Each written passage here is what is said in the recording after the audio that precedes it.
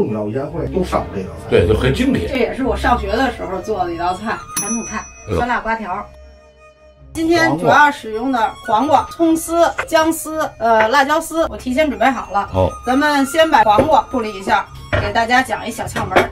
把这个头这儿去完以后，咱们这个手指头这个是变不了的，卡在这儿，哎，一切，哎，这样这个瓜条到什么时候它都是一边长。合理的一个大约在5公分，是吧？对，黄瓜心儿呢，咱们给它去掉。为什么呢？因为这个黄瓜丝啊，它容易出汤。切完了呢，要求它都得一边长，出来摆盘比较好看。这个黄瓜条切完了，咱们杀杀盐，先出一下水，别怕盐多，稍多一点没事，待会儿这个咸味儿一出汤以后就带走了。对，好，咱们把这个黄瓜先搁一边腌着备用啊，腌着备用。开始操作了。最主要的就是这个。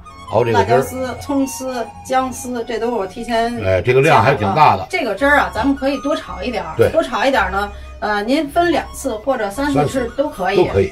开始点火啊，点火。哎，锅烧热了，咱们记住一定是放香油。香油。香油香啊。过去做这个凉菜炒汁的时候，一般使香油使的比较多。这个菜啊，香油必须得加热。要不加热之后啊，它的香度太大。对，然后通过这一个把这香油，是吧？这有一些浓度释放出来。先别姜，哎，试一下姜。姜丝，这个菜的关键就是香油变。对，辣椒丝，把它煸出香味儿来。咱们注意啊，就是这个辣椒别给它炒糊了，油温别太高，搁进去以后一下糊了，它影响后边的口感。大爷，您看没有，香油味都没了，慢慢的全是辣椒、葱姜丝的味儿，这个香味出来了。好，咱们下边米醋，米醋就是北京的米醋，是吧？对，北京米醋有名。然后咱们光是米醋的味道不够，对，咱们再加点白醋。你加白醋这味道厉害，看你看这馅，看这糖也不少加的。对，有300克差不多吧。300克，就因为加了糖以后，它这汁儿啊粘稠，而且有样子。对，咱们这样呢太浓了，这汁儿，咱再加点水。这种好多黄瓜啊。对，咱们这个汁儿啊，一次调好了以后，可以放在冰箱里，它也不坏。对，都坏不了。加点盐。加点盐。来，咱们点一点这个酱油。酱油。这一些来一点就行。实际上这是一个凉菜的一个特殊的味道，还是一个味儿型，适合自己的才是好的味道。对。哎，咱们这汁儿差不多了。晾凉。好，咱们这个熬汁儿的时候啊，速度要快，锅一开，咱们就得给它盛出来，要不然醋挥发的就好了。对，然后再搁冰箱里边，腌制。你看现在腌了多长时间了？有个半个小时。刚开始腌的时候是出汤，然后呢1刻钟的时候我尝了是皮的，现在你看时间到了是脆。对，您看这里边的水，你看，咱们把它给倒出去，避出去。所以说它必须得腌够了时间，把它炖干净。你看咱们这个汁儿，也凉了，越凉越等，它越粘稠。来，咱们把这个汁儿呢，大爷，你看这倒在这个，这要搁一宿，明天早上再吃才挺爽。咱们把这拌一下，明天早上一吃，好脆爽。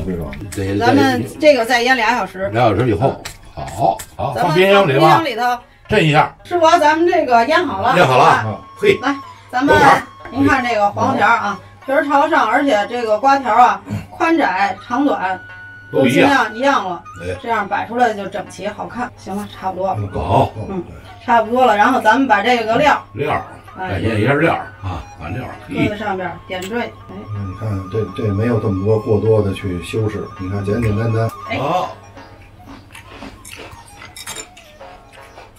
，40年前的味道，一点都没走味。是为什么老说这小菜很重要？到一酒店吃饭，进门的菜是什么菜？不是热菜。对，是凉菜。重要宴会其实都上过这道菜，对，就很经典。这个汁儿啊，咱们还可以做黄瓜皮、黄瓜卷、萝卜皮、油豉黄瓜珊瑚白菜，对，基本上和这个口味上差不多。今天让我们来康康宝藏男孩郑秀生的日常。他喜欢唱歌。你和我在岸边一起盼，看归帆，一起盼呐。他用实力卖萌。大爷，嘿，走了。他博学多才。你有一个正能量，给这帮孩子找出云门道了。家有大厨就是幸福。这样的大爷你爱了吗？今天我们来盘点一下颜值担当孙立新。他沉迷诗歌。爹娘深深地记着我的爱恋，期待着如期般的守望。